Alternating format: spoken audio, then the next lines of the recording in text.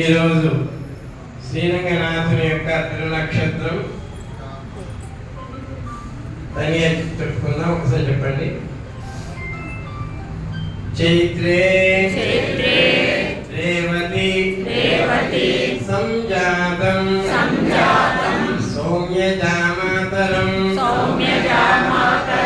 ప్రభుం వందే వాత్సల్య జలధిం కళ్యాణ గుణసాగరం చైత్రే రేవతి సంజాతం సౌమ్యజామాతరం ప్రభుం వందే వాత్సల్య జలధిం